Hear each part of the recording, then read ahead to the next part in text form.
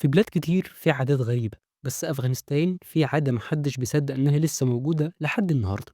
عادة وراها فلوس، سلطة، خوف. أطفال بيلعبوا دور مش دورهم، وبتتقفل عليهم بيبان الدنيا من بدري. عادة اسمها البشبازي، كلمة معناها لعب مع الأولاد، بس الحقيقة هي أبعد مما تكون عن لعبة.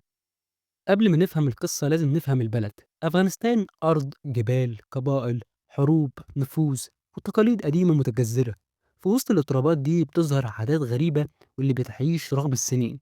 البشبازي مش حاجة جديدة، دي تقاليد قديمة ظهرت من مئات السنين ما بين القبائل، وبعد سنين والحروب الازدهار الكتير، لأن الفوضى بتفتح أبواب لحاجات كتير.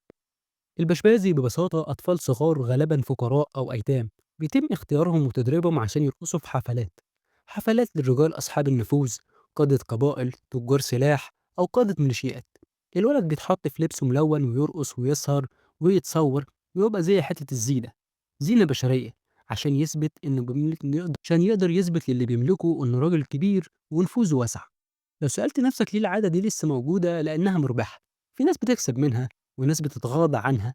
في أماكن ما فيهاش حكومة أصلا. غير كده في أجزاء من المجتمع شايف إن دي عادة قديمة، زي ميراث قبيح محدش يقدر يدفنه. الولاد دول مش بس بيبقوا فاهمين هم داخلين على إيه، يوم ورا يوم بيتحولوا لشيء تاني. بيتفرج عليهم ناس، بيفقدوا طفولتهم، بيعيشوا خوف لحد ما يكبروا ويهربوا، ويكملوا نفس الدور مع حياتهم. قصص كتير بتتفكر لأطفال اختفوا واتباعوا.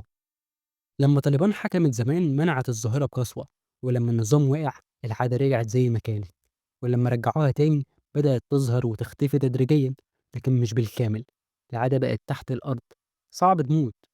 منظمات حقوقية طلعت تقارير إن ناس حاولت تساعد الأولاد الهاربين، لكن لحد النهاردة الموضوع ما اختفاش 100%، لأن طالما في حروب وفقر في نفوذ، وبتظهر عادات زي دي. في بلاد بتتباهى بالعلم وبتبني أبراج في السماء، وفي بلاد لسه بتصارع عشان تنقذ أطفال من عادات